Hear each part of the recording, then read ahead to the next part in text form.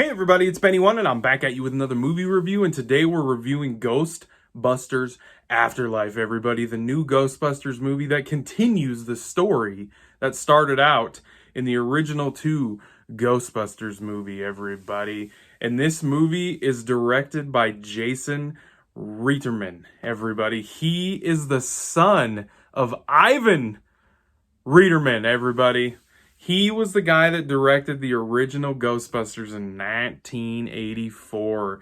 And little fun fact about this is he actually was on set with his son while his son filmed this entire movie. And I gotta tell you right now, I think that Ivan would be very, very, very proud. I imagine he's very, very proud of the movie that his son has made, because it literally pays homage and respect and nostalgia, Easter egg filled galore to his dad's original movie. Like, so much. Like, it's a lot, actually. Like, I think it actually, I've read that it actually was almost too much nostalgia for some people. It didn't affect the way I felt about the movie, to tell you the truth. I actually enjoyed it a lot. I thought it was a very entertaining movie, so let's get into our cast of this new movie, everybody. So Carrie Coon, everybody, plays Callie. She is the daughter of Egon and the mother of Finn Wolfhard's Trevor and his younger sister, who is played by McKenna Grace, who plays Phoebe. And she steals this movie by far. She literally carries this entire cast on her shoulder. Like, not saying that the story and the other characters are written horrible, but man, she is the standout performance in this movie by far. She is going to have a very great acting career. Like, I can tell. Like, she's a good actress, and she's very young. She's got to be like 12 or 13 or something. Very young. She's very entertaining. She is a nerdy kid that's into very techie stuff. She's very smart. She's basically a young female version of Egon. And it's so entertaining to watch her be in her grandfather's farmhouse and discover all of this Ghostbusters stuff. And discover that her grandfather was a Ghostbuster, because she had no idea that her grandfather was a Ghostbuster, and the events that happened in New York back in the mid-'80s. She had no clue about this. So we get to revisit the TV feed of some of that stuff that happened at the end of the first one. We get to see the commercial that they shot in the original movie. Nostalgia galore, seriously. It's just filled with nostalgia. Just a fantastic character that Phoebe is. Her brother Trevor, that's played by Finn from Stranger Things, he was really not in this movie very much. I actually was shocked at how little he was in this movie. And they introduced this love interest with him that is a member of this new young generation Ghostbusters, that they like introduced this love interest with these two in this plot story with them about them liking each other. And then they just don't do anything with it. It was kind of weird. But yeah, but Finn, I like watching Finn in movies, so I didn't mind it. And then the other member of this new generation of Ghostbusters is played by Logan Kim, and he plays Podcast. Him and Phoebe's character together on screen they were funny. They were entertaining to watch. He has a podcast, so literally he's like, my name is Podcast. He's just like, everybody calls me Podcast, because I have a podcast. He was funny. And there is a chase sequence through the middle of the town, this small little like farm town, where they find Echo 1 and everything, because Trevor fixes it, gets it to run, just because he's bored and he's looking for something to do, because they moved to Egon's house, because he passed away. Egon passed away, and I will get to that.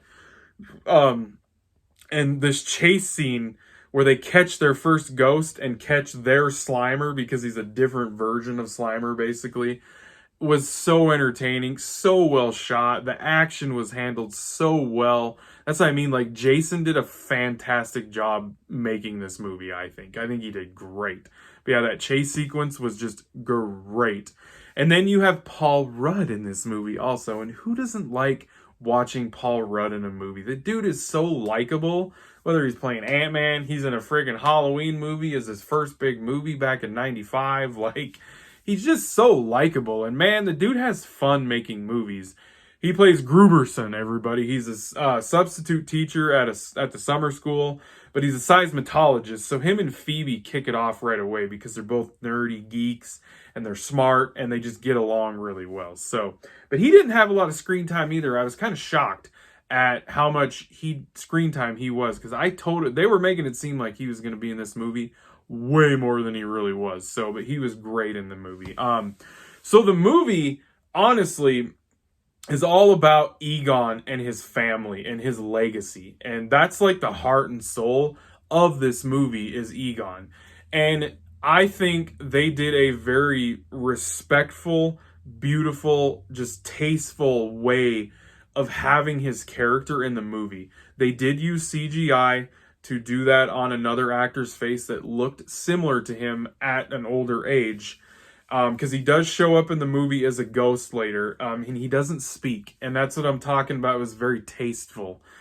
You could tell what he was thinking though with his expressions, and it was just done so well. Like, it really was. It was done so well. There was a scene at the end of the movie where you see the original four of them standing together, just in their outfits and everything, even though Egon's a ghost, and it gives you. I'm getting goosebumps just talking about it right now. Like, it hits you in the chest. Like, if you're a fan of these movies, it just hits you. Like, it really does. Like, it's the whole heart of the movie. It really is. And it's so cool that they figured out an awesome way to pay respect and homage to this character, to the late, great Harold. Like, it's so cool. Because Bill Murray is back, everybody, as Peter Venkman. Dan Aykroyd is back as Ray. And Ernie Hudson is back as freaking Winston, everybody. It's awesome. It was so cool to see these guys back in the Ghostbusters getup and fighting Gozer. Like, it was cool. It really was. But I will say just a little nitpick about the movie, I guess. One of my things I was a little bummed about it. I really wish they would have been in the movie a little more. Because they seriously were barely in the movie. They didn't show up till almost the very end of the movie. Dan Aykroyd had one little part earlier in the movie, but yeah, they didn't show up until the end. And I wanted a little bit more of them, but I'll take it. I'll take what we got. It was cool. They all looked great in their costumes again, except that, man, Bill Murray looks old though. I gotta tell you, dude, that guy must have partied too hard back in the 80s and shit, when he was in the 70s, when he was doing his SNL career. Like, man, he has not aged very well. Like, Dan Aykroyd and Ernie Hudson look way better than he does, but it was still great to see all of them. It really was. Let's see, Annie Potts was back as Janine. She had a quick little part. Sigourney Weaver was technically in this movie, but she wasn't in the movie. She actually was in the end credit scene. Her and Peter, Bill Murray, had a scene in the end credit scene that was funny stuff. It was great to see, and it made me wish that Sigourney would have been in the movie a little more. Or actually been in the movie, not the end credit scene. So, but you know what? This movie is super nostalgia. It takes the original story of the original Ghostbusters, and it kind of, in a way, retells it through these kids and them discovering the tech and the ghost and being like, whoa, what in the hell is going on with all this stuff? Discovering Echo One, learning how to use the traps, learning how to catch a ghost for the first time, and like just discovering all of this stuff. And Trevor and Phoebe learning who their grandfather was and like the legacy that he left behind for them. Like, that was what the first half of the movie was all about.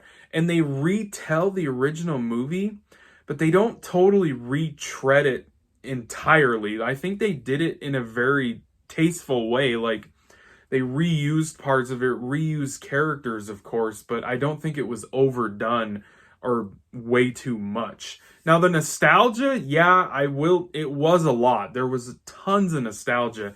The movie literally like takes the original Ghostbusters and uses it as its backbone. It does. But like I said, it didn't affect me on how much I enjoyed the movie. I thought it was great. I honestly think it's easily the best Ghostbusters movie since the original Ghostbusters. I do. I think it's better than the second one. And it is better than the 2016 reboot with the girls. And I liked that movie. I didn't think it was horrible. I think some people just trash that movie, and I don't quite understand why they do that. So I thought it was fun. I thought it was entertaining. I thought the humor was a little kiddie at times instead of the adult humor we got in the original ones, but it's about a young group of kids that become our new generation of Ghostbusters. So I thought it was fun, thought it was entertaining. So I'm going to give this movie an 8 out of 10, everybody, for Ghostbusters Afterlife. That's right, everybody. I hope you guys enjoyed the review. Thanks for watching, and be catching you on the tube laters, because I have spoken.